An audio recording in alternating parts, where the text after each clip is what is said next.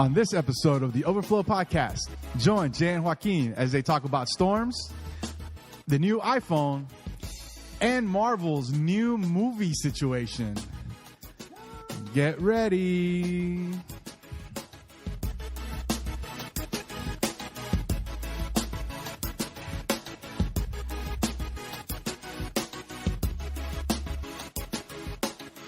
What's up, everybody? This is Joaquin. I'm still Jay. And this is the Overflow Podcast. And this is our crowd. We're trying something new. It sounds so stupid. It sounds dorky. I don't know that I like it. No, I'm not laughing at that. I'm laughing at it because it's just retarded. We need a different person. Dre just hit me. He just responded to my text. Dre. Oh, okay. So what's up, dude? So it's been so we missed last week. We just had kind of some stuff happen and just kind of things went sideways on us. Well, you know, the whole Southeast had some things happen. Yeah. The whole Southeast was kind of rained on. But listen, man, we got a really dope. Really excited about today's second half of the episode. We got Angie Rose, the one and only, Angie Rose. We got Angie from the block. We pre-recorded our conversation with Angie. Yes, talking about we're talking about patience. So it was a lot of fun. We did have some technical issues. We had a lot of technical issues, which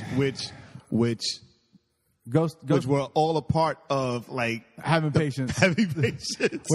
Which goes to show that we need a producer that knows what they're doing. So if anyone out there in the Atlanta area is like, you know what, I want to produce a podcast. Holler at us. We got a dope spot. All the coffee you can drink. All the coffee you could drink. And all the laughs. And all the laughs you can have. And you know, if you like vinyl, there's also vinyl. Not for you, but you can look at whether records or pops. Right? It's not for you to take. But you can look at. But you can listen to it if you show up early. You get here early, set everything up, and you got time. You can listen to some soul music. Word or classic rock. But or classic salsa. Yo, man, or classic. I do have some classic salsa. That is true. Or classic boleros. Anyway, we could just keep going on. So here's the thing.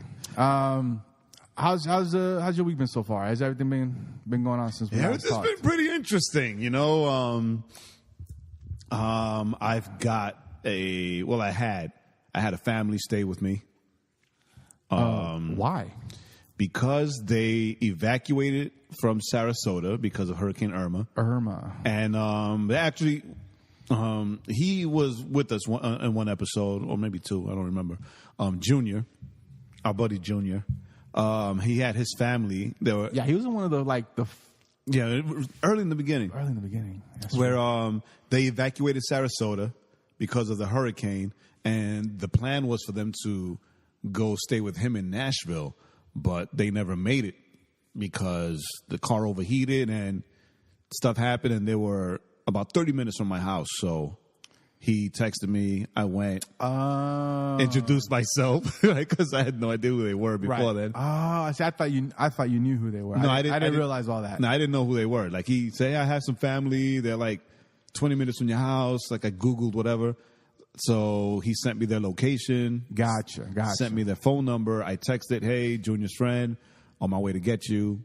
So I went and I met him on the highway. Gotcha. And it was a family of 6. Brought them all over to the house, and they stayed with us for a couple days. Yeah, I met them on Sunday. They joined us for Legacy. It was cool having.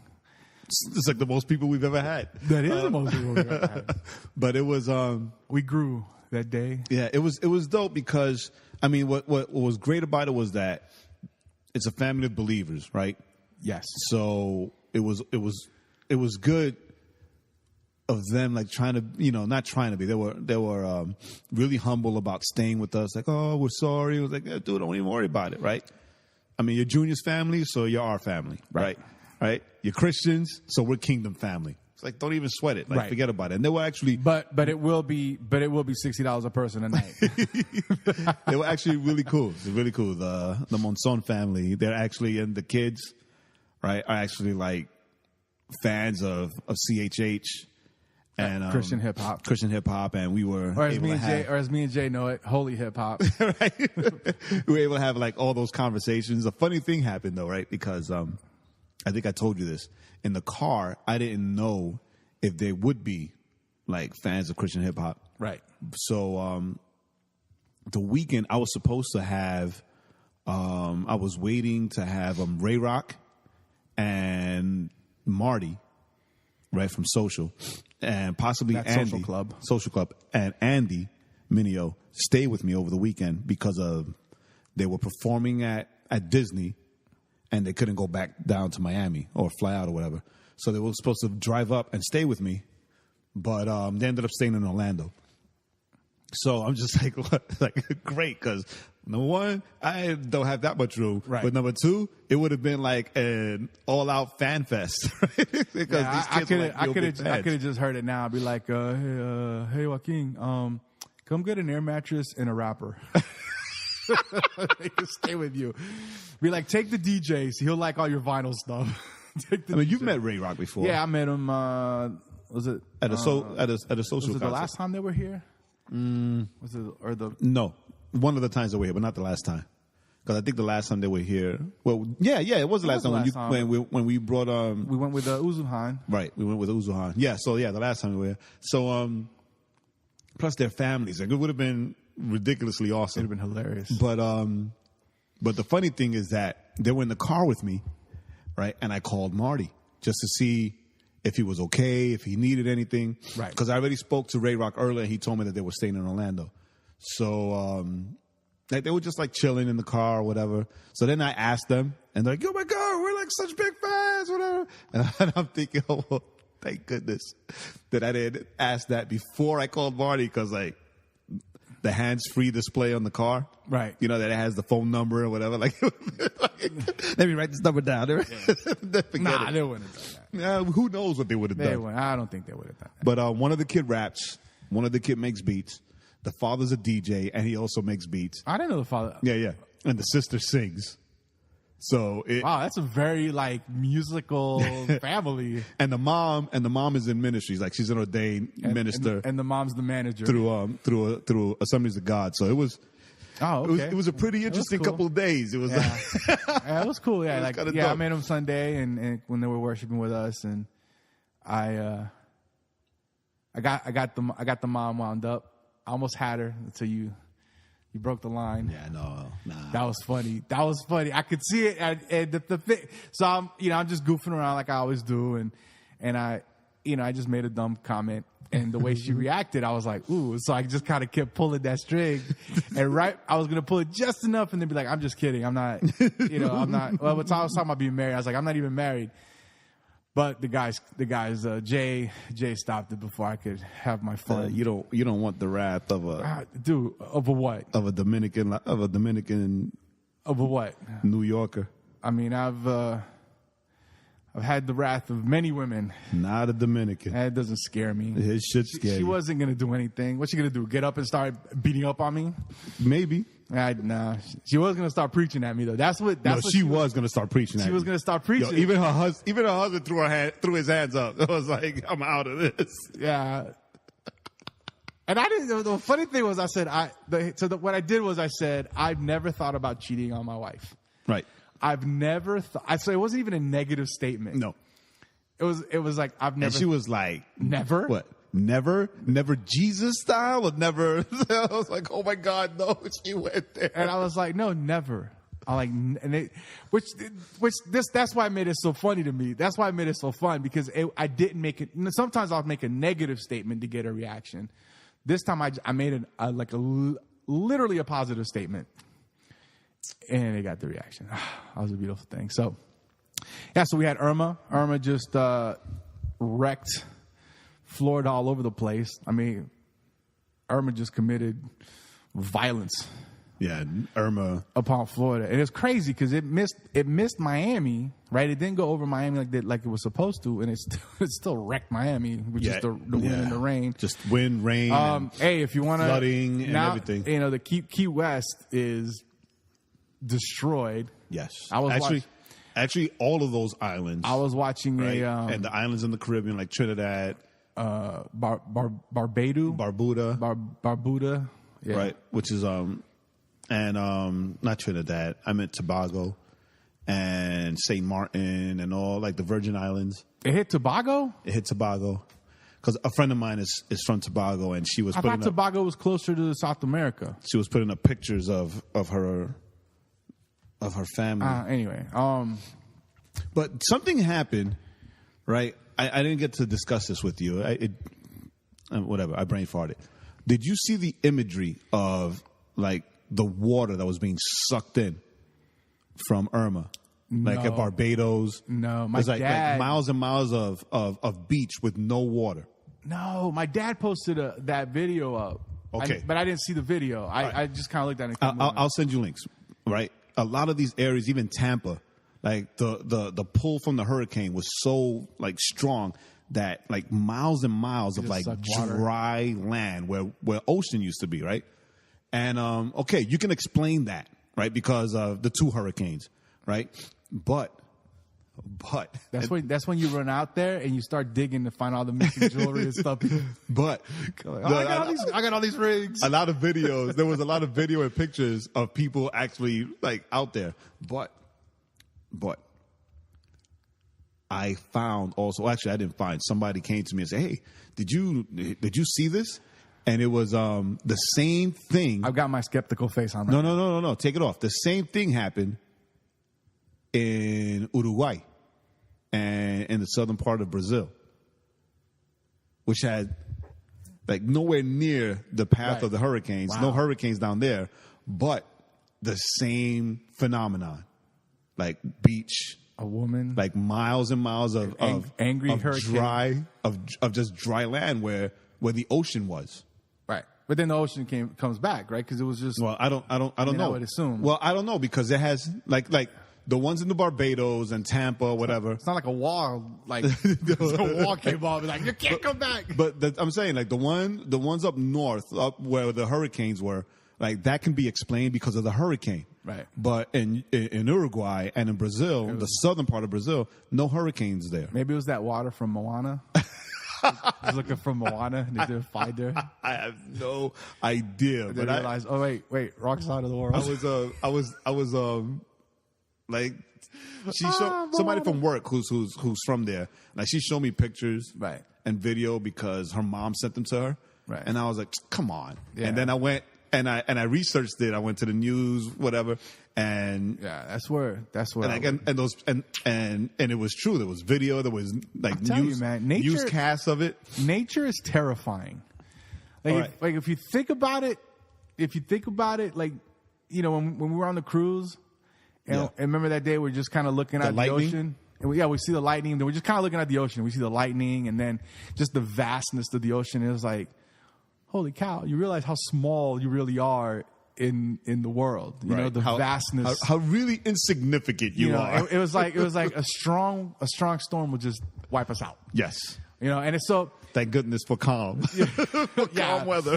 Yeah, it was just. And that the lightning was way off on the horizon. But I mean, Mother Nature, as it were, Mother Nature is it's phenomenal. I mean, it's just phenomenal. I mean, I saw a video the other day of like people like recording and lightning strikes, and it struck water, and like you saw where it just kind of like the electricity just went and pushed all the water up, and then came back down. I mean, it's lightning. I mean, I saw that. Mother Nature, man. When she get mad. You want to mess with her. Stay inside. Don't go anywhere. Don't be stupid and go outside. Yeah, but Irma, man, it was crazy. We're working for Home Depot. We were crazy busy. A lot of stores closed, and surprisingly enough, we didn't have any stores that I'm aware of that had any real significant damage. That okay. The only ones that they're still trying to figure out are the ones like the Keys, because you can't get to them yet. There's still parts in the Keys and even parts of like southern Florida that we just can't get to them yet. So we don't know what the damage is. But like I got a call from a store and they're like, yeah, the store's fine. It just the stucco got messed up. Yeah. So but no, like we didn't get any stores where it was like we got like in New Orleans. like we had stores that were just flooded to the ceiling inside the store. If you've ever been to Home Depot, those big box Just stores. now for the last hurricane, the last big for hurricane. Harvey or for Katrina? Katrina. Oh, okay. Harvey, none of our stores really had any that I'm aware of any damage. But a few years, I think it was a couple of years back when Texas had like bad flooding, like flash flooding, one of our stores was like underwater. Wow. So I mean, that's crazy because Home Depot stores they're huge, giant. Do you imagine like the one during Katrina, like it was like the water was like up to almost the roof, the ceiling inside. That's crazy. I can't even imagine that. Right. But unfortunately we didn't lose any associates. One takeaway. One takeaway. Ready? I'm going to ask a question. There's nothing. All right. Oh, and my grandmother made it. My grandmother who lives in West Palm Beach. Who waited it out. She's 89 years old. She's going to be 90 Thanksgiving weekend. That's crazy. Her birthday. She's going to be 90. She lives on the second floor of her retirement community. And my dad said, Ma, you should leave. What am I going to leave for? Nothing's going to happen. People overblowing it. There's overblowing it. So her caretaker went and got supplies and everything. And a caretaker stayed with her? Yeah. Oh, that's dope. Her caretaker lives with her. Oh, you're right. Yeah, right. So she stayed with her. Sure, Christina. Yeah. So Christina stayed and invited one of her friends over just to have backup in case something happened. And, yes. Good idea. And they're like, yeah, we're fine. They just wrote it out. That's dope. And then it was like it skirted the East Coast, the east side of Florida. My grandma lives in West Palm, and she lives a few miles. She doesn't live close enough to the beach where like the surges would have affected her. She probably lives about 3 miles from the beach. It's not 3, 4, 5 miles, whatever, from the beach. It's not that far. What's funny is my cousins who live in West Palm fled to Tampa. And then Tampa got messed up. And then they fled back. Dummies. But yeah, because one of the newspapers that I'm over is in West Palm, right? And they shut down on Thursday, right? Like Wednesday night to Thursday. Yeah, I remember you told me they shut down. So yeah, I mean it's better to be safe than sorry, right? So what's your question? And again, and this is not to. Are you gonna over spiritualize it? No, Oh, okay. not at all. This isn't to minimize the destruction and the stuff that happened with that, the destruction that Irma did and this, Right. But what was your funniest takeaway of Irma? Of the hurricane, of Irma? You know what? I think my cousins. I think the personal story there that my cousins fled, didn't take my grandmother because they told her one of my cousins said we don't have room for you. He told her caretaker, well, we don't have room for you guys. Left, and my grandma was chilling, and then all of a sudden they had to flee back, and then the same cousin that told the caretaker we don't have room for you gets back, calls her and says, can you cook? Because I got to feed my daughter. And I took all the food and took it to Tampa. And now I don't have any food. And she tells him, I already cooked for your grandma. She already ate. I'm sorry. I got no food for you. And then it was like, and then she felt bad. And she called back. And she goes, well, if you want to come and cook. And she said, if you want to come and cook, come over here and cook. Okay, yeah. Then that's fine. But she didn't say you can come and use our food. She goes, if you want to bring your food over and cook, that's fine. And he was, well, I guess I'll have to take care of it myself. And I was like, yeah, because you're the dad. You're the dad. Oh, Dummy. No, I think mine. To me, that's the funniest thing. You flee, you leave grandma, and grandma just stayed chilling. Mine was,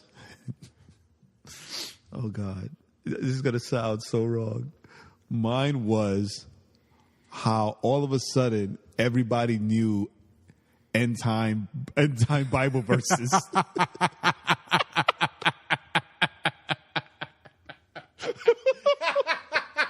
Everybody. It's like Everybody was like a master in eschatology and started throwing out like. It's like they went to the Bible app and said it typed in storms, and then whenever verses popped up, they're like, "Oh look, the Bible says in the end time storms, the earth will groan with pain." All of a sudden, we had all these eschatology majors, and they were all throwing out like Revelation verses of destruction, yeah. and because I don't know how many times I heard about like the birthing pains.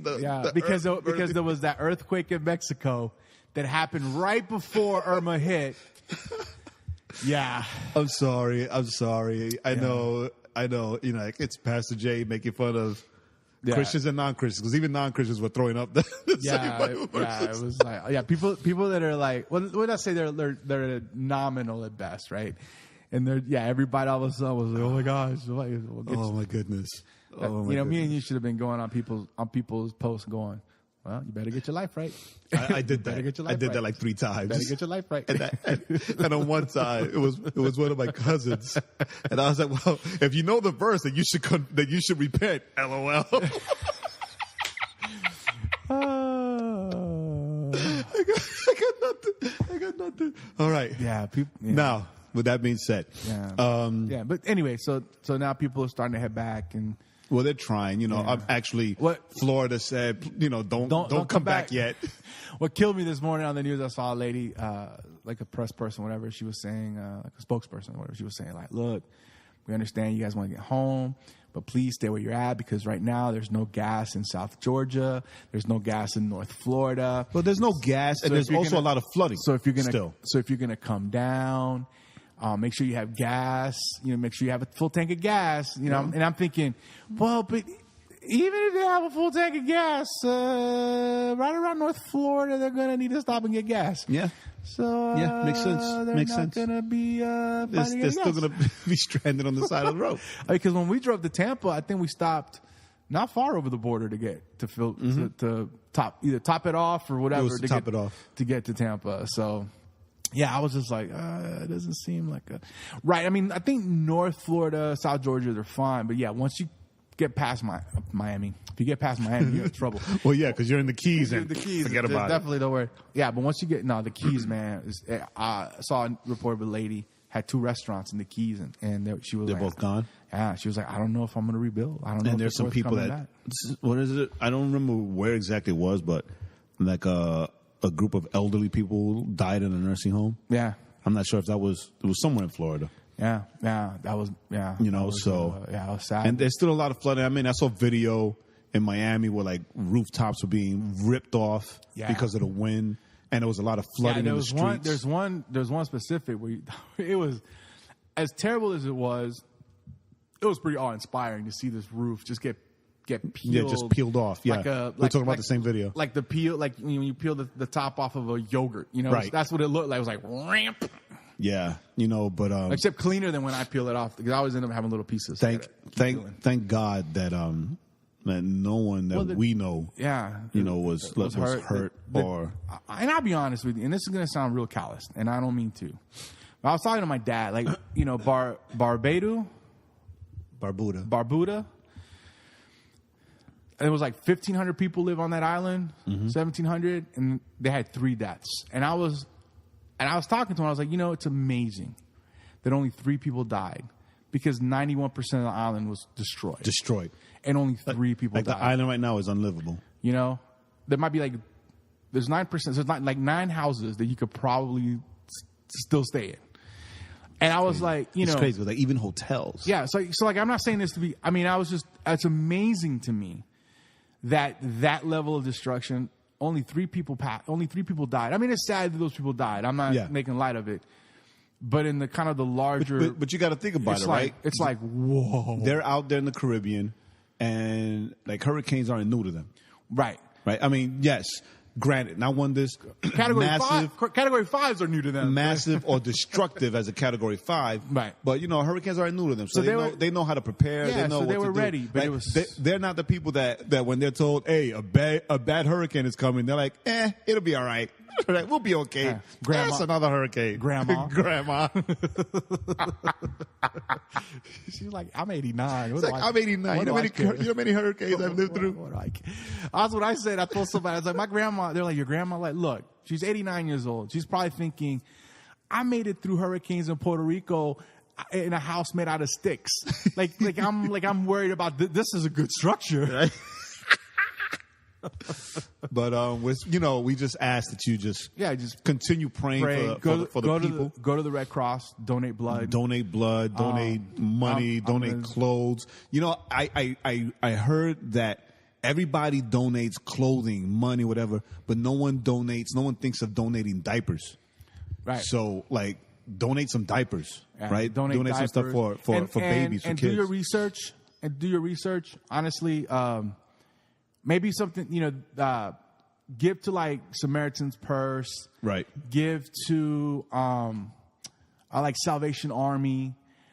These because the Salvation Army, it's 99% of the money taken in. So goes to the ministry. And then whereas the Red Cross, give them blood. Right, give blood. But don't give them money. Give money to some Samaritan's Purse, Salvation give Army. money to Samaritan's Purse, Salvation Army, and donate blood to the Red Cross. And donate blood to the Red Rocks. Or as a plug, Angie Rose. She's actually doing an event where if you buy any of her merch on her website, right, 100% of those proceeds go to help hurricane victims. So. Yeah. Do that. Yeah. That's kind of dope too. And then you get some instant gratification also. Yeah. So do the research as far if you're going to give money as to which organizations how much of the dollars actually go to help people. Correct. And that's something I had to learn. Because you don't think I give the Red Cross $10, but if only $6 is being used because the rest of it is being used for paying the CEOs and all this stuff, even though they're a nonprofit, get the more bang for your buck in your donation. Yeah, that's all I'm saying. That's all I'm saying. Now we just got to worry about Jose. Jose's out in the Atlantic right now. He's a Category 1, chilling. He veered away. He veered away and he went down. I think he went as far as a Category 3. Yeah, and then now he's not 1. Right now he's down. He was one. I don't want to go to New York. he's like, I don't want to get mugged. With everything that Irma did, I'm not looking to get a bad rap. But I read that if the conditions change just enough, he could actually loop back to the Bahamas. Yeah. And then slingshot up to the East Coast. Up to New York. Up to the East Coast. So, Jose, stay away. All these Latinos, all these Latin. We need to build a hurricane wall. Keep them out. All these Latin hurricanes. So angry. Right? And whatever happened to Katia? Did Katia do anything out there in the Gulf Coast? No, she hit. She turned into a storm, right? Yeah, she hit, dissipated. She didn't do much. All right. So, It's so funny. I saw a meme. I sent it to you where they had Hurricane Katia, Hurricane Irma, and Hurricane Jose. All right. And the comment was, there goes Hurricane Jose behind Irma trying to explain that Katia is just a friend. That's terrible. It's terrible. So but anyway, what's next? So the other big news of this week is the, as I like to call it, the iPhone X. The iPhone 10. The iPhone 10. They did their announcement yesterday. Was yesterday for us would have been Tuesday or Monday. Just say Tuesday. I have no idea. They did it on Tuesday. Just say Tuesday. I have no idea what day it is. I have no idea. So they did it on Tuesday. And at any time, whatever. Anytime Apple does this, and every year they do their new iPhone, you get the or whatever they do. You get the I'm saying specifically the iPhone. You get both extremes that are like, you're just copying what Android's already been doing. Oh, iPhone, this all is magical. Magical was the catchword of this year. This one. It was Brave was last year's. Uh-huh. And then you got the kind of the guys in the middle, like me, who I'm an Android guy. Jay's an iPhone guy, and where I'm like, yeah, my problem has always been more so just how they. My problem has always been more how they talk about how they present it. Where they're using technology that Android's already been using. Now maybe they improve on it, right? There's no. I'm not saying there's no new technology, anymore. But it's always fun. It's just how they present it, like magical. It's magical, and it's like, dude, magical. Dude. Charging, wireless charging isn't magical. Android's been doing it. No, now you can say we've added it. Right. I've been an Apple guy added it through and through, right? But every time I heard that word magical, I wanted to punch somebody. Right? Like I was just telling you, like I literally got up from my desk. It's like, can he stop saying magical? Yeah. Like, they were all saying it. I'll tell you this though. A lot of people are talking about the face ID, the facial recognition stuff. Yeah. I was actually more impressed. And maybe this is because I'm a designer and I'm a creative, but I was actually more impressed with the flywheel with the lighting. Yeah, like the photography lighting. That was cool to me. For me, that's like the coolest thing because not only can you do that live while you're taking the picture, but you can do it after you've taken the picture. Yes. So listen, that is very cool. That right for me, that's where I was cool. Like, yo, of all the stuff they said, dope. Of all the stuff and they emojis, said, only because we could clown with those. Because you could clown with those, right? But of all the stuff they talked about, that was the one thing I was like, okay, no, I haven't seen anyone doing that. Right? That's dope. Yeah. But when they were like, oh, we wireless charging, okay, done that. I had a phone that did wireless charging, whatever. Yeah. I have a phone that does wireless charging that I don't use. When they were like, oh, facial recognition now, ooh. That's been done. Now, I didn't know that was done. Yeah, there's other before, phones. Now, it wasn't like one of the companies, I want to say it was Samsung or Sony. It didn't work. They got in big time trouble because it wouldn't recognize black faces to unlock. Really? Yeah, there was just something in the algorithm in the program that it just wasn't fully ready.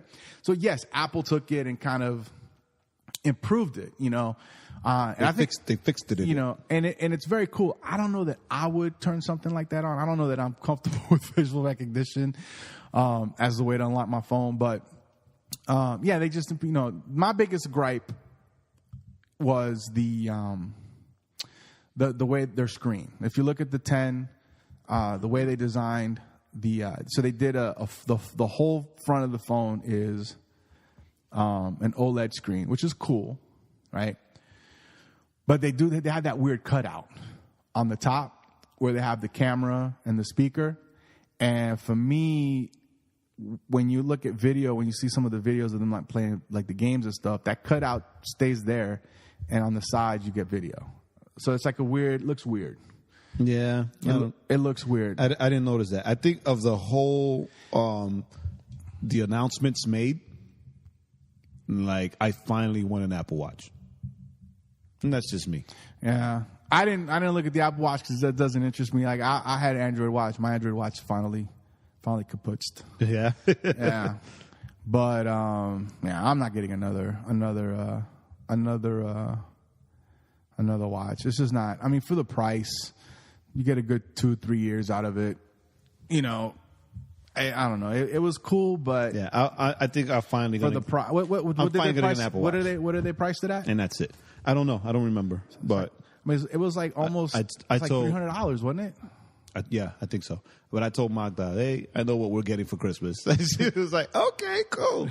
Right. So at first she was like, really? I thought you would get the iPhone 10. I was like, freak that. I'm not paying all that money for an iPhone 10, but I will get us the Apple Watch. It's okay, cool. I don't know. The watches are cool. I don't know that they've ever been as... Honestly, I don't, and I'm just speaking in general, I don't really think those watches are as useful. Like, they're cool. Like, if you got your phone in your pocket, you can see your messages and stuff. And it is cool to be, like, to talk into them, like Dick Tracy. And trying to send your message. But then, for both Apple and Android, like, the voice recognition sometimes doesn't really catch what you're trying to say. Oh, yeah. I'll send stuff to Jay. I'm like, he'll be like, "What?" And I'm like, "I'm driving. I can't text it." I sent stuff to my mom, and I'm like, "Wait a minute, no." That's not what I said. But dude, I was looking at the X. If you got the X and the new iPhone and the new watch and the earbuds, right? You're looking at horrible design. You're looking at 3. You're looking at about $1,500. Mm-hmm. So if I see you with an X, a watch, and the earbuds, I'm jacking you. I'm gonna rob you. It's like a friend of mine just posted. I'm gonna hold you down. I'm gonna unlock the thing with your face so I can change it. I'm jacking you. It's like a friend of mine just posted on Facebook. If you have an iPhone 10, but you're taking the bus, then you got to get your life right. Get your life right. But so huge. The other thing they announced. Now, I will say this. I will give Apple props for this. So they're releasing a new Apple TV that'll do 4K. 4K, yeah. Right? That's not that impressive, right? Because Roku's already got that. Yep. Amazon Fire's TVs. Matter of fact, Amazon's about to release their next generation of Amazon Fire and Amazon Stick.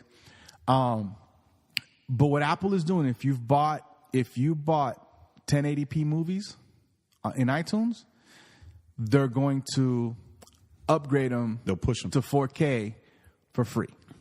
So I thought I was like, that's so cool. Or you can rent them, but the price is not going to be any more. Like on Vudu, the price is almost double. Wow, I didn't know that. Right. So I mean, don't quote me exactly on it, but if it's $3.99, it's like $7. So it's like it's almost double. So it's like 2 movies. Yeah. So with iTunes, they're not raising the prices on them, and if you've got the movie in 1080, they'll upgrade it for you. That's dope. To 4K. That's dope. I don't have a 4K TV, so I'm not worried about that. I got my eye on one, but I ain't got one yet. Yeah, I ain't got my eye on yet. The other news, right. and this is going to be quick because we read it, but then when we try to tap the link to get to the story, I wouldn't let us. There was no story, right? But so we're not sure if it's rumor or not. But if you go to the website or you just Google it, I'm sorry, we're not going to say what website. All right, we're going to stop giving people free. Yeah, our 10 listeners, you're no longer going to get free websites to go to. We're not going to give people like free airtime on our podcast.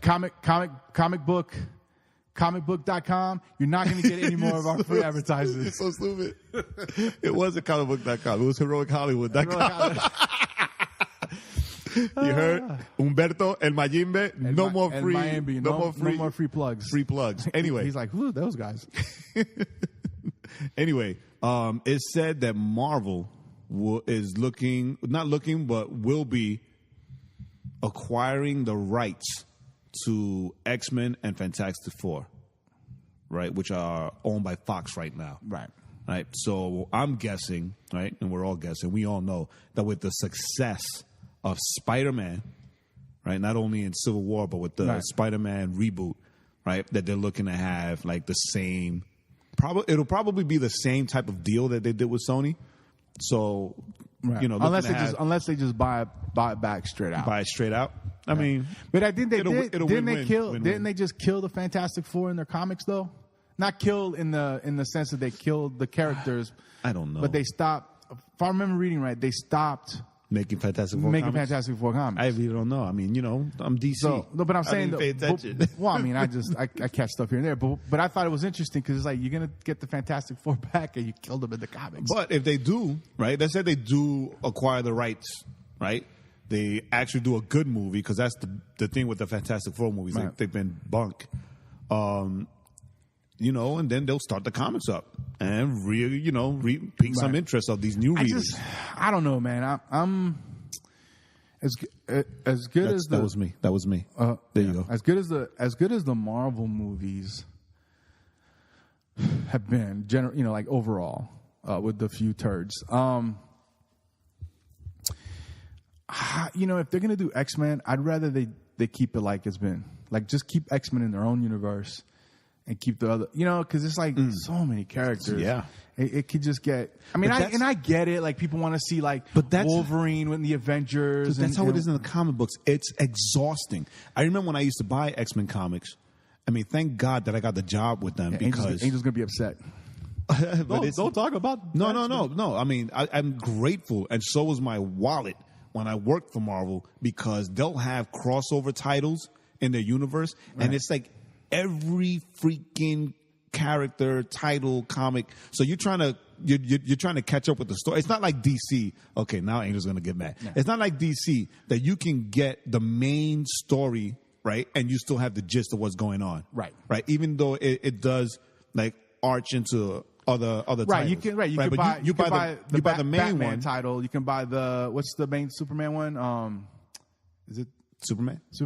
Right. Or Action Comics.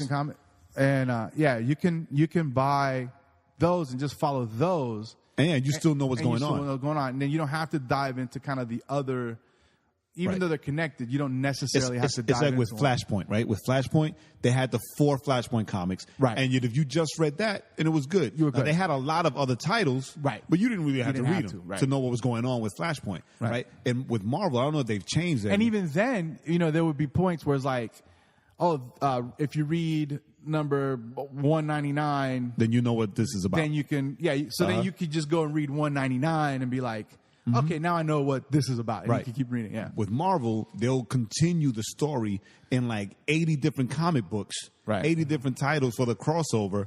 And after a while, it's just too expensive. You're just not going to do it. So anyway. So like I said, I think it would be better if they, just me as a watcher of movies, it would just be too exhausting to try to because then it's like, well, why is Wolverine in the Avengers? Like you'd have to do so many movies to try to tie it all in. Yeah, your head would explode.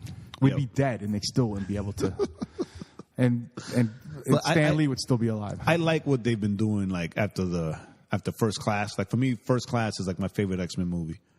Right, so what they've been doing there, it's been really good. Right, just leave it alone. Good. Right, Marvel buy the rights. Okay, buy the rights off and expand on that. Keep it a separate. Yeah.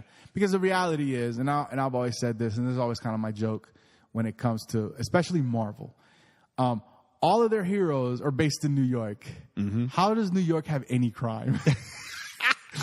I mean, you got the street level guys, then you got the super powered guys, and then you got the X-Men guys, and it's like, why does a criminal need? Why would I'd be like, I'm moving somewhere else. Leaving. There's too many people. Oh, that's nothing. Like that was They did that with Marvel, right? Because they had the Avengers, and then they started the West Coast Avengers, right? Yeah. And then there was like the Midwest Avengers. How are there any criminals left? How are there any just regular criminals, right? Just regular, average B&E guys. Yeah, they should just give up. Just get a job. Go get a trade. Go to school. Go to school. All right.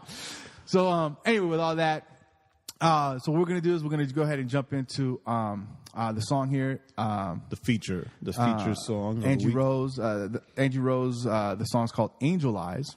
And Jae tomorrow or Friday or whenever we'll post the video. And she we'll post the video. And in the interview, she actually talks about the song. Yeah. So when the song ends, it'll just go straight into the pre-recorded interview / Yeah, we had to pre-record it because of scheduling. Yeah. So enjoy the song, and as always, we say this at the very end, but we'll always say it. Hey, glad you guys hung out with us. This is outcry.com, and here it is, Angel Eyes.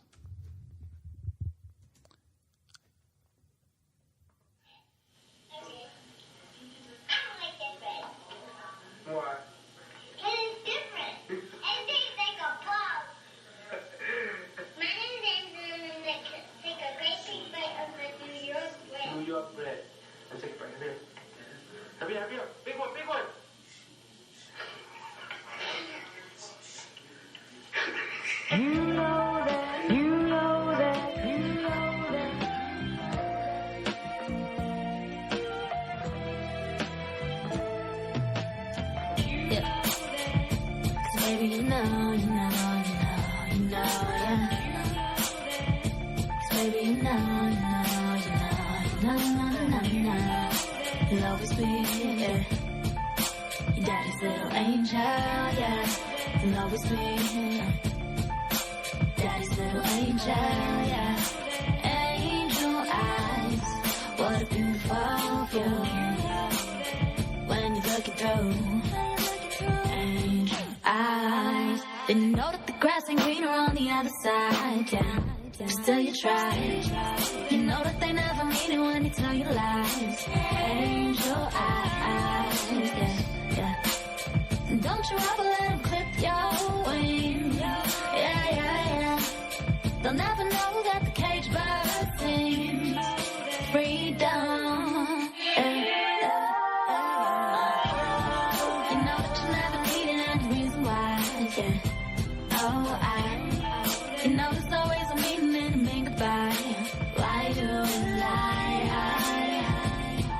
Got me feeling like I'm living in a world too cold to fly.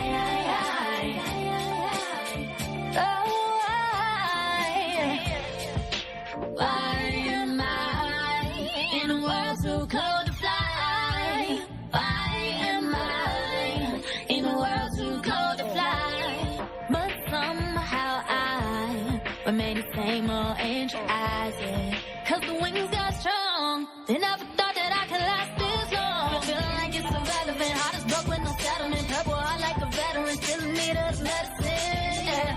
Do you see me or not? Drowning in their tricks like a Disney forgot. We give it all for the show. But angel, I see what the heart don't know. 'Cause the heart don't know, no. It don't know no better. Is it all on me? Not now, not never. Ooh, the kid ain't perfect. But this vision got me thinking that it's worth it. Ooh, forget about the problems. 'Cause great minds always start out at the bottom, yeah. See, it's cool to ask the questions. Long as we remember how we turn them into lessons.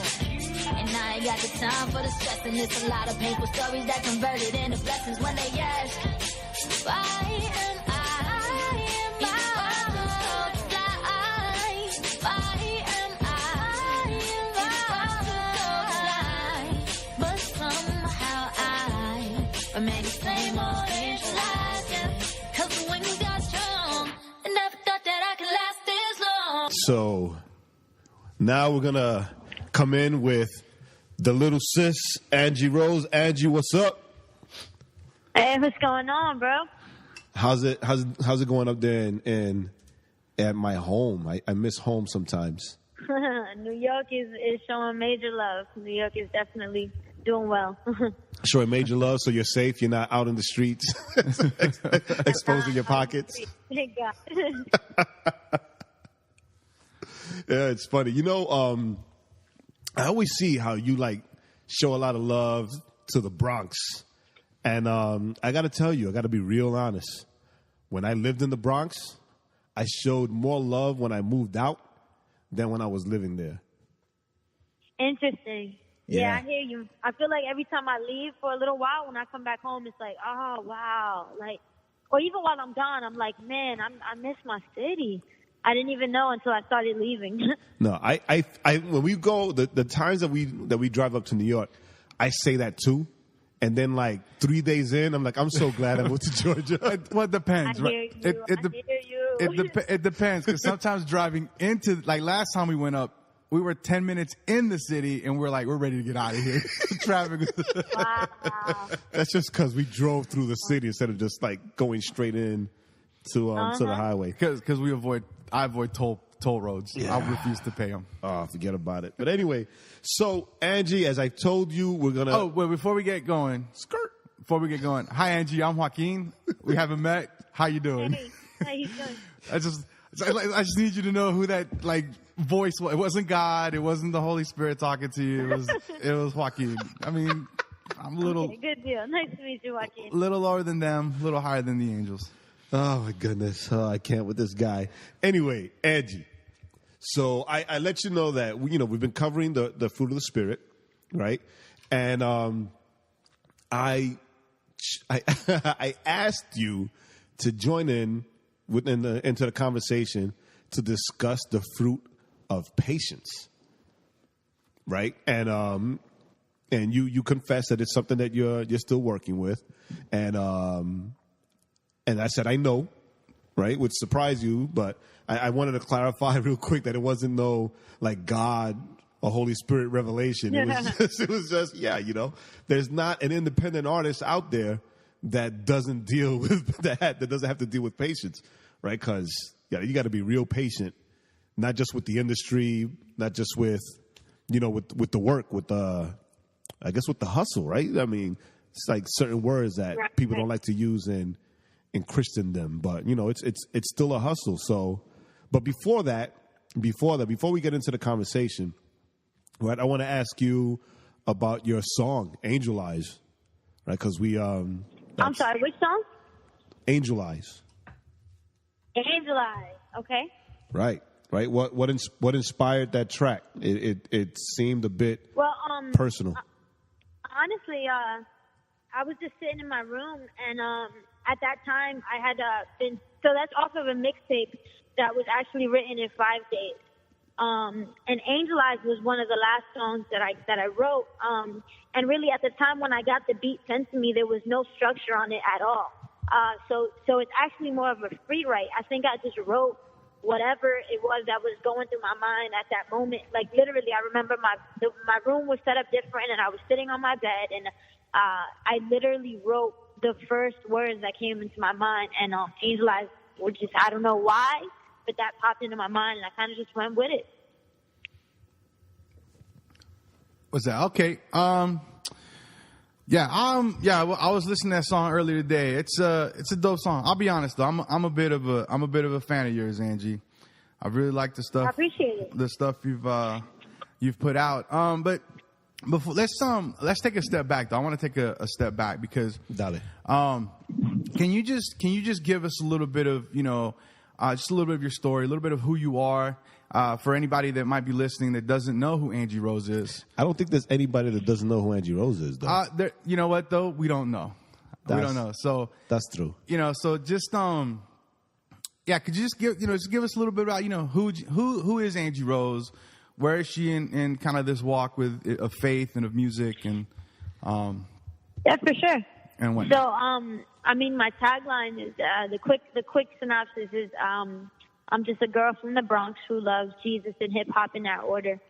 But like the to sum up my life in like 30 seconds is just pastor's kid. My parents started their church literally the week that I was born. And my big brother was just very involved in the streets. And so I had both worlds living in my house. And I was a part of both worlds. I was very much involved in hip hop, and like not just the music hip hop, but like the culture of hip hop.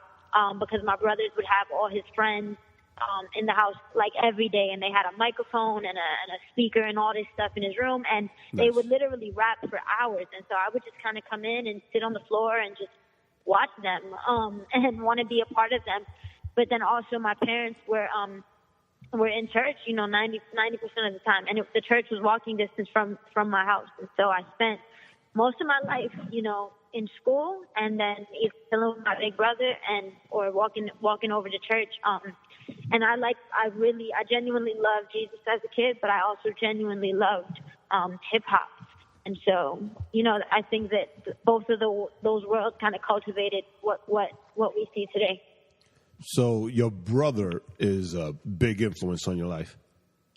Yeah, definitely my big brother. Right. So all right, with the exception of the whole church planting thing, I feel you. I feel like our lives parallel each other, because I too would be dragged to church with my mom, but I'm an old head, so like hip hop was new. Right, it was a new thing when I was a kid. So I'm talking like back to like breakdancing, striped Lee jeans and shell top Adidas days. And right. But the difference is that when I was in church and hip hop was a new thing, like the church hated it. Right? None of that was allowed in the church. So it was no hip hop. None of that devil music allowed in the church. Is that still a thing now? I'm sorry, what was that? Is that still a thing now? Is the church? Do you feel that the church is still generally against hip hop still now? I think the church is, the general populace of the church has warmed up to the idea.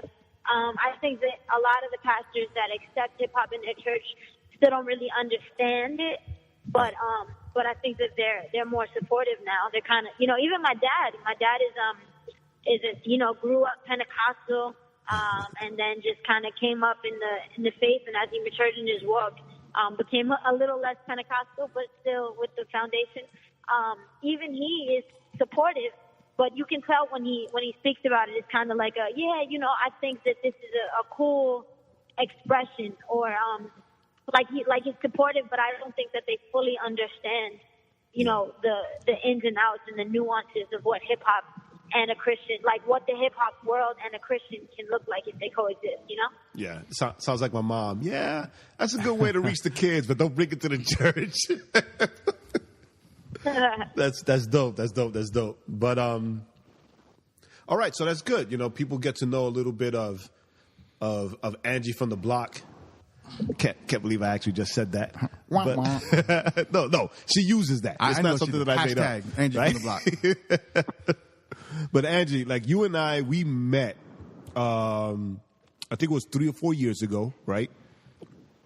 At Creation, where you just like helped a brother out and helped me fill up some time at Creation Fest. And I don't know if I said it then, but thank you. I appreciate the help. You were able to fill in that spot. Actually, that I was later reprimanded for because that was supposed to be a quiet time because the main stage had a preacher and he was trying to preach, but the hip hop stage was still blowing up. So you helped me, but like I was like, hey, I didn't know, nobody told me because I didn't pay attention to the program. They gave it to me and I tossed it somewhere and whatever. But right, and I've kept tabs with you, right, through social media and such, and I've seen your growth. And I'm sorry, I can't really hear too well. If you could talk a little louder.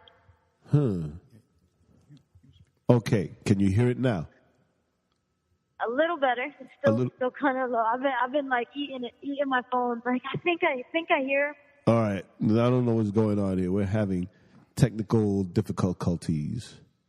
I do hear you better now, though. Okay, so I guess I'm gonna have to eat the mic. I'm gonna have to act like I'm a rapper. There you go. So what I was saying is that since the day we've met till now I can't hear myself. Since the day we've met till now, I have kept tabs with you through social media, and I've seen your growth. Right, I've seen your growth artistically, right, in your artistry, sonically, as far as your sound, and your growth in your faith. So I just need you to know I'm not stalking. I'm just making sure that everything's okay. And in that, right, and I'll tell you the main reason why I decided to reach out to you to talk about patience, right? Because I have seen how you've been involved in a lot of things, and then you've been solo, and then you've been involved, and you do your own tours, you do your own thing. Like I got you got to respect the hustle because you are an unsigned artist, as far as I can recall. Am I correct? Mm-hmm. All right, so. Right, the scripture says, patiently I waited on the Lord, and he inclined to me, and he heard my cry, right? So how has Angie Rose been working through her patience as far as wanting to be a voice in the hip-hop community, wanting to be a voice in the Christian hip-hop community, which are two different communities, right? And then, patiently waiting as your faith is growing through the struggles of trying to make it as an indie artist. What's that look like? Well, I think that a lot of my journey has been God cultivating patience. Just through making decisions in a rush, and realizing that ultimately they took me the long way. So thinking that I was getting a shortcut and realizing that it detoured me off the route that I was supposed to be on, and having to kind of reverse back or find ways to get back to where I was supposed to be.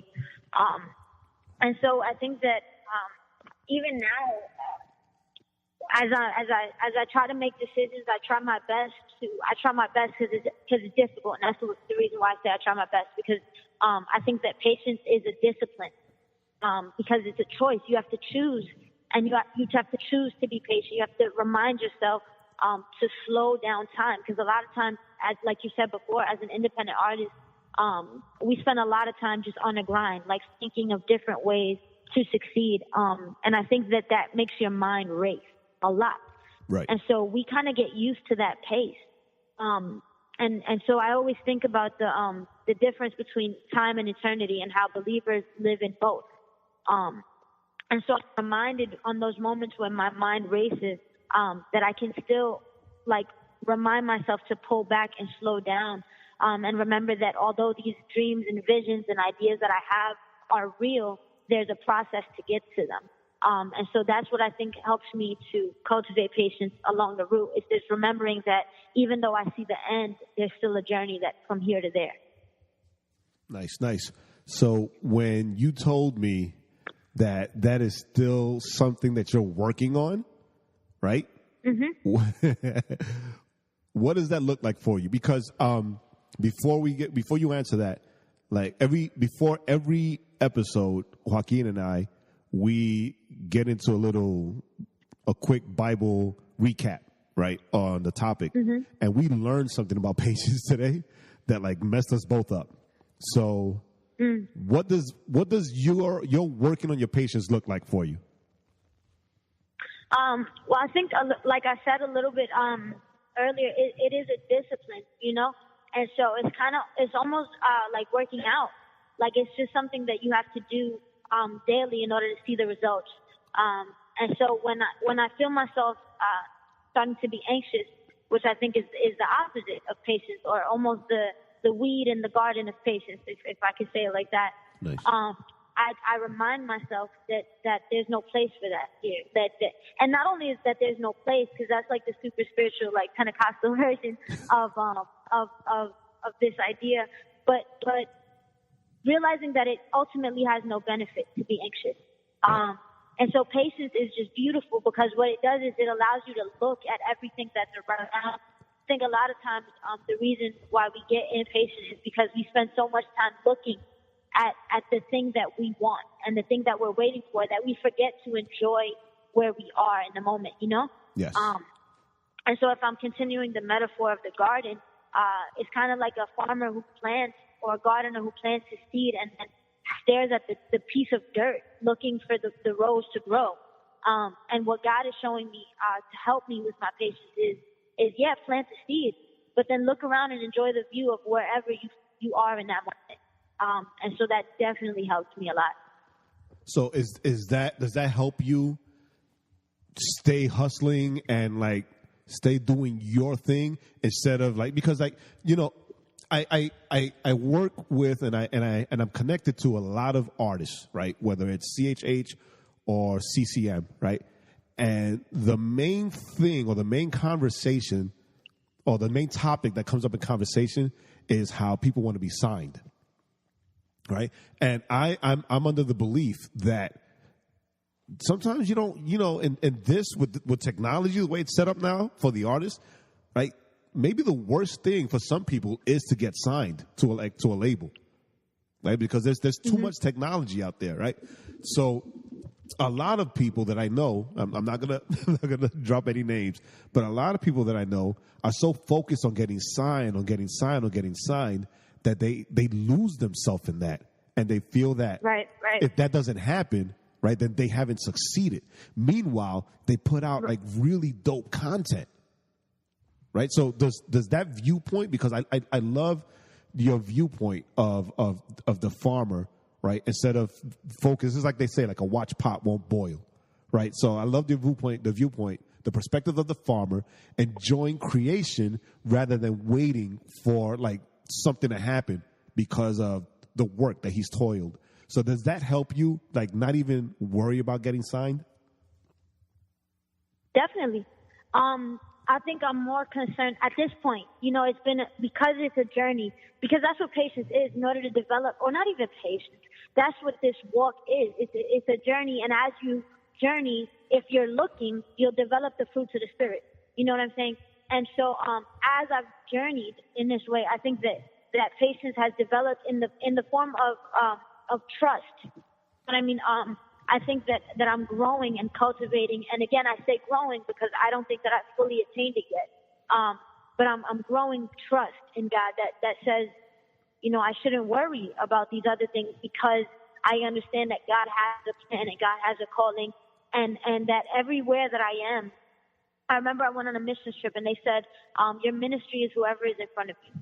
And so that, even that alone has given me patience, because it's reminded me that wherever I am right now is where I'm supposed to be. And if I look, there's somebody that I'm supposed to minister to where I am. And if I'm impatient, I don't get to do that, which makes me not able to move, because God assigned me to whatever person is where I am. Nice. Nicely stated. Wow. I'm gonna steal that. I am even more impressed now. All right, so check this out, Angie. This is what Joaquin and I learned, right? So we learned, getting in the minutia of it all, we learned that in Galatians 5:22, the patience that is spoken about as far as the fruit of the Spirit is made up of two words, right? It's made up of the word makros and thumos. Makros meaning long and thumos meaning temper. Right, so it literally means long temper in the sense that one has the ability to hold one's temper or one's anger or frustration, let's say, for a long time. Right? So, like when we learn that, I mean, we're all Puerto Rican here in this call, right? I think that's the first time that has happened outside of Angel. Yeah, but we're all Puerto Rican here, so like when it comes to being Puerto Rican, we know that we're all hot-headed, we're all very and temperamental, and we say that we're passionate, but let's be honest. Speak for yourselves. Speak for yourselves. Well, I gotta agree with you. No, I'm not angry. I'm just very passionate, right? So yeah, I'm not yelling. This is how I talk. Right? Right? It's funny because my wife is Polish. Like she's from Poland, right? And when her parents came here. Oh my goodness. And like before her parents came, I had her watch this movie, Puerto Rican Christmas movie, just so she could see and help me explain to her parents that it's not that we're fighting, but that we're loud. So they came for the holidays. They came for Thanksgiving and Christmas. And when her parents got together with my family, and we're all, very animated, having a passionate Thanksgiving, like they were scared. It's like, oh my God, what's going on? Why did you bring us to this place that everybody's fighting? Right? So I say that because like even if we hide it behind passion, okay, we're very quick to snap, right? Whether it's snap in a good way or snap in a bad way. And according to the fruit of the Spirit, patience, right? It's to hold one's temper for a long time. Right. So I was telling Joaquin, I take a bit of pride in saying how the Lord has worked my patience and I become a more patient person until I understood that it's not to be able to just put up with things, but to hold your temper. And that is not something that's easy for me because I snap. He's the worst. Right. Shut up. Like I snap. Right. I mean, I'm oh my goodness. I'm a New Yorican, right? I grew up in the projects. So it was either put your hands up or get beat down every day. Right? So I'm thinking that, at least I don't hit people anymore, right? I don't like get into fights anymore. So, God has made me very patient. But no, it's just losing my temper. Right? Just snapping, yelling. Right. And, yep. Right. So now, Angie, that I've given you a theological discourse on the fruit of patience. A new definition. Huh? Right? What you think now, Angie? What you think now? You got a whole new definition to work with. How does that change your perspective in everything in every way that you've been growing through your patience? Right. Because it's not just, okay, I'm going to endure this, right? I'm going to endure this. Like, no, I'm not going to snap at this. Like, this sucks, but I really want to, like, set that person in its place, right? Or set this critic in their place, right? But, no, the fruit of patience is to hold my temper for a long time, for all eternity, basically, right? So how does that new perspective help change your perspective as far as the fruit of the Spirit?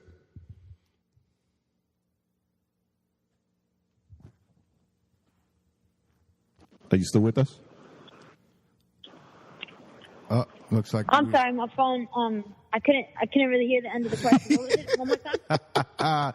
So, all right. So I'm gonna give it to you real short because Jay talks too much. It's the pastor in me. So with the new definition of patience that Jay just shared with you, does that give you maybe a new perspective, or how does that maybe change your perspective on patience when it comes to how you've been handling things, and how you even gave us your perspective on what patience is, or does it not change it? You're like, you know what, I'm just gonna have my temper, be done with it.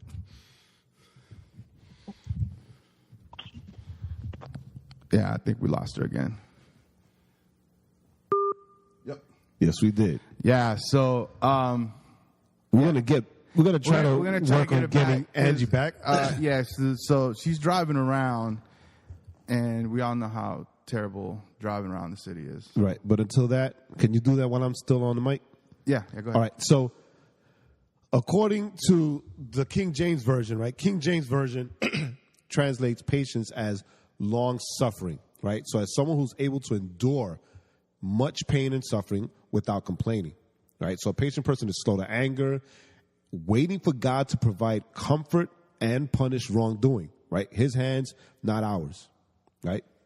So, yeah, continue. Your call has been forwarded. Call the other number. Call the 718 number. The 718 number. All right, give me a second. keep yapping. We're trying to get Angie back on the line. Technical difficulties. Please stand by. Right? So we can only possess the patience as described as the fruit of the Spirit, the temper, right? The holding of one's temper, only through the power and work of the Holy Spirit in our lives.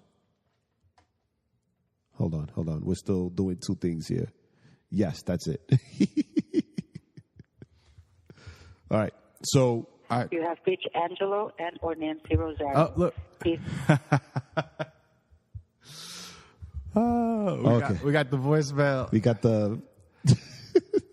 Hold on. You know what? This is why. This is what you get with us. We're just a 2-bit. We're just a 2-bit outfit here. We're trying. We're just fly by the seat of our. This pants. is raw and uncut, ladies and gentlemen. Yeah, I don't get. This is why if you live in the Atlanta area and you're a producer of. Okay, she's podcast, calling you now. Oh, okay. There it is. Here it is. Hold on a second. Whoa. Hello. Can you hear me now? There she There we is. go. There she is. All right. Angie never fails. It still sounds a little low on my end, but it's not too crazy. Not too crazy. All right.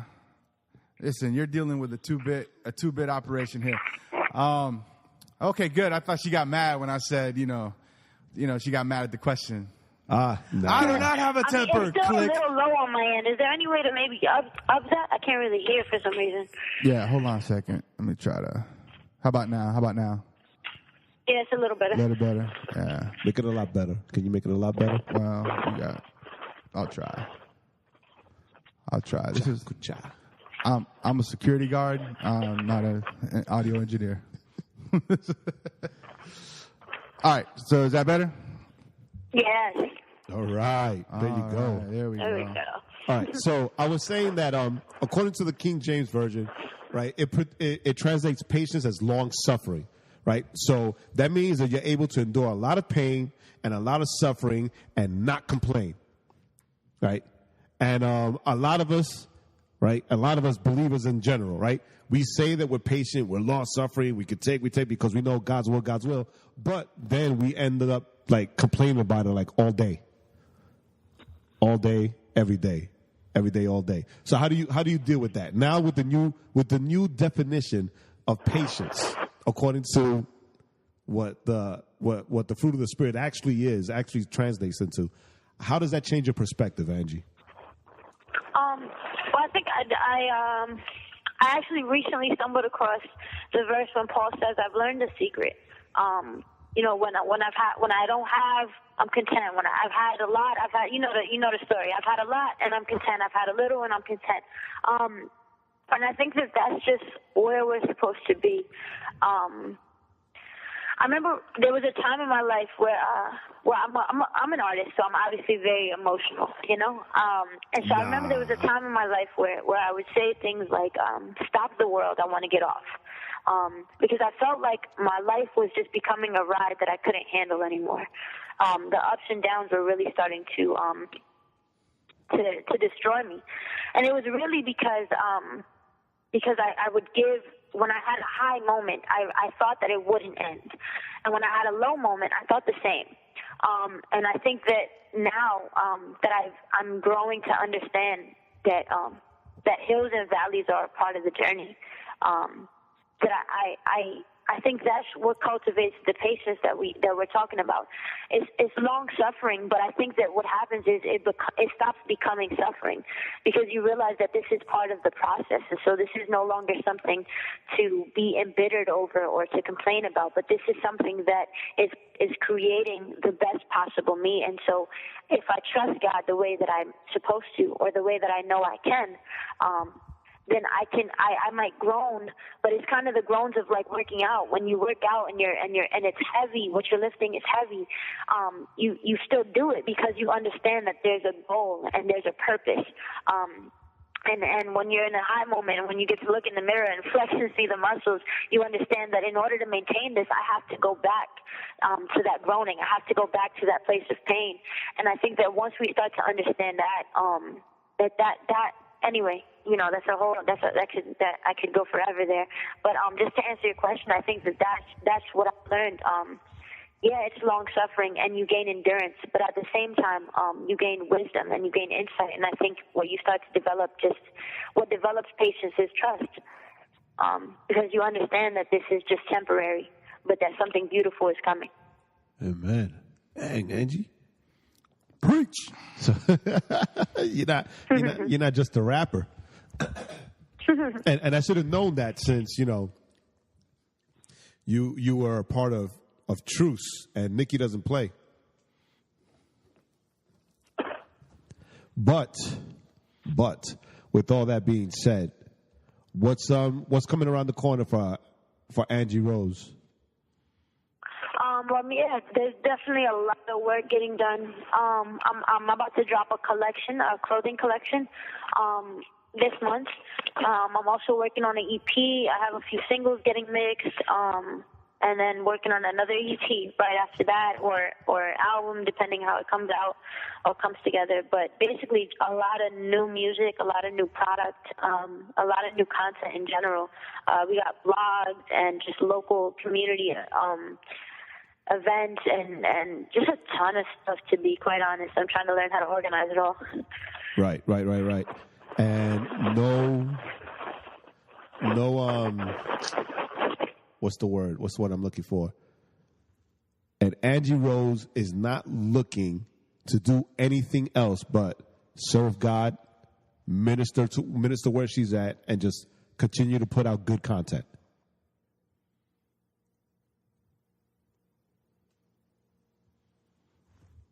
Is she gone again?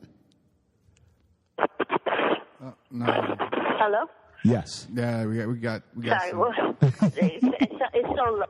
It's funny that we're talking about patience because, like, you know. Yeah, this is a perfect practice. It's an object lesson podcast. This is an episode on patience.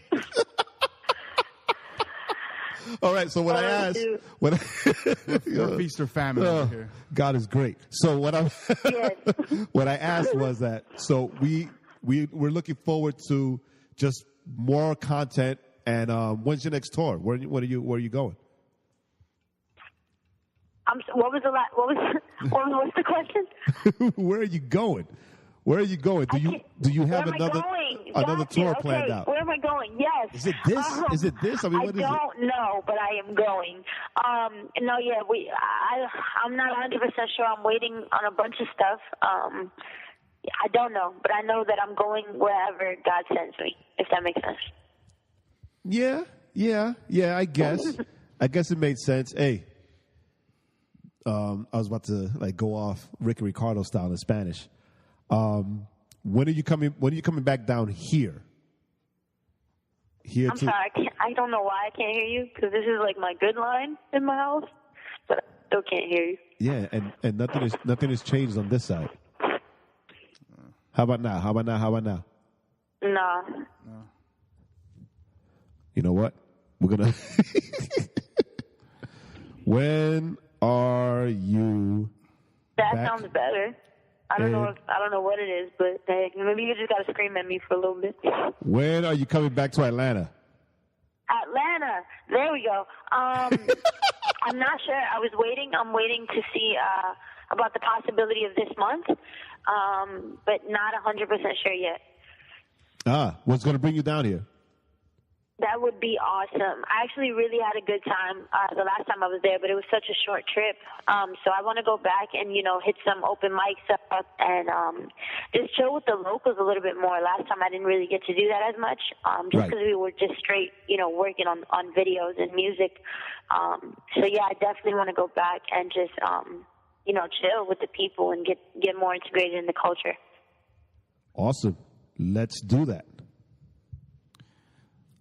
So, yeah, okay. So, next time you're down, maybe we could do it in person and you can hear us.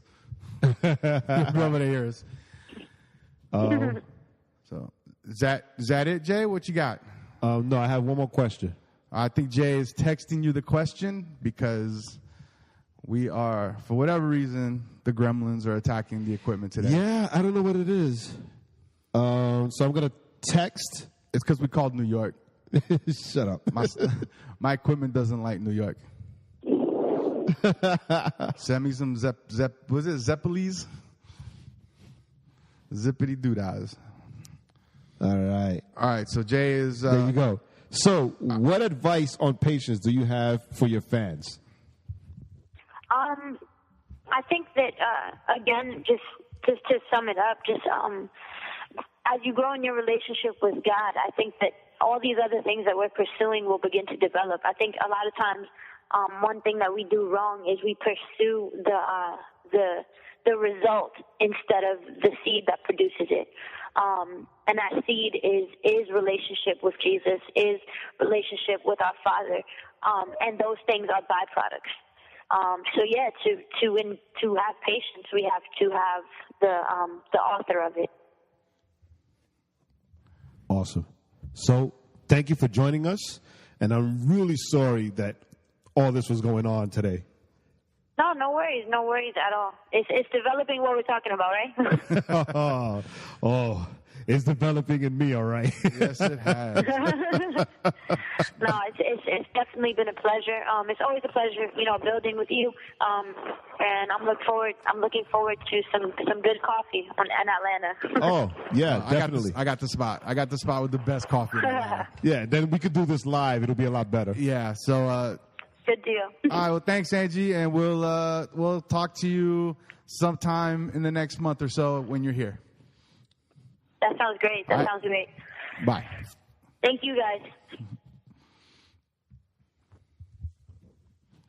All right, that was it. we can't do anything without it going belly up on us to see who's like, I don't understand. So anyway, that was Angie Rose. Angie Rose and the precarious predicament of. It was like, I can't hear you. I don't, of the cables. I don't know what it is. I'm gonna have to do some digging trying to figure this out because she came in fine. Right. It wasn't that we couldn't hear her; is that she couldn't hear us. She couldn't hear us. So we got to figure out. I got to figure out. Inevitably, it's me doing something wrong. But she had a lot of really good insight on patience. That was I was honestly a little bit thrown back because she just went in, right? Yeah, she went. Wasn't because sometimes you talk to people and they're like, yes, the Lord, and they'll give you the Christianese, right? And she went in. She dove in head first. I was great. What else you got, Jay? How do you what you got here to close this out with? What you got for us? Hold on, because she's texting me. Oh, Angie, stop. Oh, she's not on the phone anymore. She's not on the phone anymore. Right? So check this out, right? The deal with patience, right, is that patience is a virtue, right? No, but patience as a fruit of the Spirit, right, shows that we are walking in the Spirit, right? Because that's the deal, right? Yeah. If according to Scripture, right, if patience as a fruit of the Spirit is about holding your temper, that also means holding your tongue. It also means holding your anger, right? It doesn't mean that it's not going to happen. It just means that you need the Holy Spirit. You need to walk. And I'm going to say this every week. You need to walk in the Holy Spirit to be able to accomplish those things. Right. It's not easy. And you and I, Joaquin, we know from a personal perspective. Don't drag me under the bus with you. That it's not easy, right? Yeah. So we can only. I'm like David Banner in the Avengers when they asked him, like, I'm always angry. You got to send it to the Hulk. How do you know, I'm always angry. Right. So the thing is that, right, a patient person is slow to anger, right? And we're slow to anger because we wait for God to provide comfort, right? Vengeance is mine, says the Lord, and I will repay, right? It's not, all right, I'm going to go and I'm going to beat the pants off this person. I'm going to tell him off. I'm going to curse him out. I'm going to flip the bird to the person that cut me off in traffic, right? And then repent later. That's not showing God's patience. Right. Showing which kind of puts a new perspective on, you know, when people say, you know, don't mistake it, son. Don't mistake my kindness for weakness. Yeah, no, not even that. Where they're like, you know, don't mistake it, son. You know, I might be sanctified, but I'll still put hands if I got to. Right. It gives a new perspective to the whole turn the other cheek thing, right? Because it's not turn the other cheek because you're a punk or turn the other cheek because Jesus said so. It's funny, right? It's like turn the other cheek because God's got your back. It's like, you know, you don't know what this is like because you're the older brother, right? But like when other people would bother me and they would be like bigger guys or older guys, like, and I had to stay quiet because, you know, now I'm going to really get my butt kicked. But I'd be good because I knew that if I went upstairs and I told Joey or I told Joe or Lee, whatever. If I told Joe or Joey or Joseph or Joe too. Or they would show up. They would like run downstairs and they fight my battle. So they beat the pants off anybody who messed with me, right? So that's that perspective now. It's not, you know, offer the other cheek, right? Because it's not turn the other cheek. The Bible says offer them the other cheek also, right? It's not, you know, to show that you're a punk, but it's to show that, you know, you trust in God and God's going to fight your battles, right? And what did David say? David said that I'd rather face your wrath, God, because you show more mercy than man does, right? Right, and of course, you know, let's not get it. Let's not get it twisted again. We're twisting it, then we're untwisting it, then we're gonna flip flop it here. It doesn't, you know, because, you know, it doesn't mean you don't defend yourself, right? If for whatever reason a physical situation happens and somebody throws a punch at you, doesn't mean you don't necessarily defend yourself, but it's about walking but not walking in a way of aggression. I guess is a way of saying it. Or vengeful. You know, and so, you know, a lot of times, you know, and we've all known people like this where they just have this aggressiveness to them where, you know, it's like, oh, I'll turn the other cheek and then I'll turn the other one and then we're going to be turning fists. You know, we're going to throw fists or whatever. So like there's just this aggression. And it's like, no, you don't have to walk in a, and you know, you don't have to walk in an aggressive way, right? To show that you're somehow somebody that's not going to be taken advantage of. As you walk in a peaceful way, right? You walk in that peaceful way, and if bad things come, it's not for you to attack it. Like Jay was saying, it's up to God. And you know what? Sometimes bad things happen, and we have to work through those bad things. You know, I think of, you know, it's funny. This is where New York really fits in, right? Because New York is, you know, in New York, everyone's kind of got this aggressiveness to them. Yes. Right. And so, yes. Right. So it's funny because in New York, for me, my perspective has changed, you know, over the years with my relationship with New York now, right, is that I didn't have before. So when I go to New York, like, you don't notice the aggressiveness. I mean, I notice it a little bit more because I'm more aware of it. But you really notice it when you get New Yorkers here in Georgia, right? It's like that aggressiveness in New York is like, well, this is just how we are. This is how everyone is. And you see it, and everyone, it's like this sea of just kind of the same kind of attitude. It's funny you say that but when you bring a New Yorker to Georgia, where in Georgia we're a little more laid back, right? We're, we're to add to that, right? Right. Like I had been here years and years before my younger sister moved down here, right? And I noticed that through her. Yes. Right. And I didn't notice how New Yorkers are down here through her. I noticed how much I have changed. Right. Right. Because she was like putting her sons in school, and she just kept on saying, hey, sit down. Let me take care of this. Let me take care of this for you. Right. Because it's like,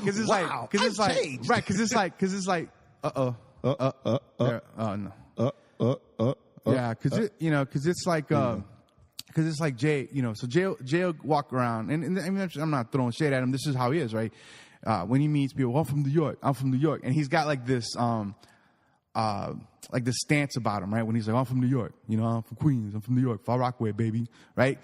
But a New Yorker right off the boat, as it were, comes here.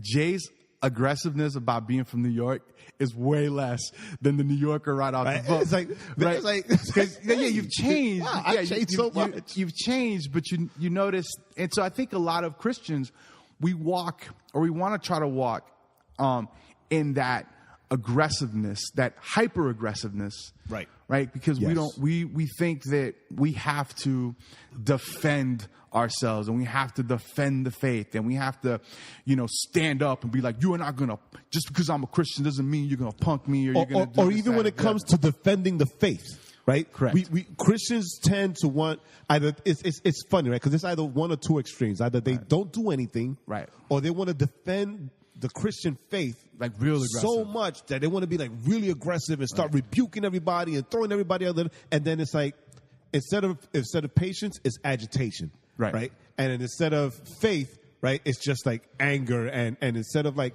actually like bigging up God, right, they throw God under the bus. Right. So, and I think like that definition, patient person is able to endure much pain and suffering without complaining. And we tend to think pain and suffering as being physical things, which they are, right? I mean, I'm not saying that they're not, but pain and suffering can also be emotional, yes, right, or spiritual, and it's finding that balance, it's finding that step to where you can say, look, this hurts, but I trust the Lord, and I don't have to fight this battle. I would say 99% of the battles Christians try to fight, they're not battles that we need to fight anyway. Agreed. Those things belong to the Lord, as it were. It's Jesus never said, go fight my battles, right? He never said, hey, if you get punched, you turn both cheeks and then you punch back, right? He rebuked the disciple that used violence to cut the guy's ear off, right? Now, yeah, Jesus does talk about have swords and all this different stuff, but it's not necessarily in a or the way of looking is not necessarily in a you have to attack. Yeah, it's not in society. It's not in a point of aggression. It's almost more like defensive. Like, yes, you can defend yourself, right? If I come at you and I punch you, defend yourself. Like, you don't just doesn't mean you just sit there and let me beat you to a pulp. I mean, I would never do that because I'm a terrible fighter. But I just sit on you. But pretty soon you won't be able to do that either. Pretty soon I won't be able to do that either. Yes. I just, I make so many jokes and then I just lost the train of thought. So we don't need to walk in an aggressive manner. Remember, like I said, Jesus rebuked the disciple that attacked. He said, that's not, and he healed the guy. Yes. Right. So really, if you think of it, that's a great little picture of this is listen, Jesus doesn't want us to attack. Right. He doesn't want us to break. I mean, the person's already broken. Right? We're not supposed to break him even more. Yes, correct. For Jesus to have to heal, not just heal their brokenness, but then also have to heal what you broke. And that's what sometimes we tend to do because we want to be so aggressive And we need to step back, and we need to realize that this idea of patience, of letting God be God. You know, we like to say that a lot as Christians. God's going to do what God's going to do. That's funny you say that. You know, then let God do what He's going to do. That's funny you say that, right? Because this is the deal, right? So, and we're going to close with this last thought, right? God is patient, and His Holy Spirit produces the fruit of patience in us, right? So when we're patient, we leave room for God to work in our hearts and in our relationships, right? We lay down our schedule and trust in God's schedule, right? So we thank the Lord for what and who He's brought into our lives, right? And as Joaquin said, you know, in all things, we let God be God, right? We don't want people to see us in God, but rather God in us, right? And God through us, right? So and I'm going to stress this again, the only way to show God's patience and for the Holy Spirit to produce the fruit of patience in us is to walk in the Holy Spirit, right? That's for all of the fruit. That's for all the fruit. Walk in the Holy Spirit. You got to walk in the Holy Spirit. Remember, all these fruits, remember what we said, I think it was last week, they all seem to build on each other. They do, right? Because it's like you go backwards, you know, right? Because love, joy, peace, patience, right? Think about that. When you have peace, what do you have to be impatient about? Because you know God's got it. And when you have joy, what do you got it? You have to be impatient about. What do you got to be impatient about? Because you know God's got it. So that's it. Hey, listen, guys. Oh, look, I got a text message. Hey, so glad you joined us. Listen, if you made it all the way through, sorry about the audio problems. We'll eventually get it worked out. But it was still fun. But we had a lot of fun. We love you guys. Hold on. We have an announcement. We have an announcement. If you're in the Atlanta area, Friday, September 29th, yes, at 7:30 p.m., I will be speaking at a Blaze Youth Ministry event, right? It's we're going to put the information up on the website, right? But it's at 3622. It's going to be Faith Community Church or Iglesia Comunidad de Fe, right? 3622 Atlanta Highway in Flowery Branch. If you're in the Atlanta area, if you want to fly in for this too, hey, awesome. Fly in for this. I'll give you a ride. Right? I'll Uber you there. We'll be there, right? Joaquin and I will be there. The Overflow team will be there. So Joaquin and I said team like it was a big thing. Yeah. Right? Joaquin and I will be there, right? Also, rising artist Will Stowe will be there to hype people up with 2 new songs in this new direction that he's going as a solo artist. Right, but we're going to talk about forgiveness. We're going to talk about forgiveness and what it is to live in forgiveness. To live a life of forgiveness. Right. All right. That's cool. So, a Blaze Youth Ministry, right? Be there or be square. We'll put it up on social media. We'll put it up on everywhere. We'll be pumping it all week. Remember, you know, Overflow Podcast on Facebook, Overflow Podcast on Instagram. On the Twitters. Overflow Podcast on the Twitter. So, hey, guys, we love you. And as always, let us know if you love us, you hate us, are indifferent. You're indifferent. Or, you know, just let us know. That always makes me laugh. Let us know that we suck. Later. Peace. Oh, sorry. There we go. Later.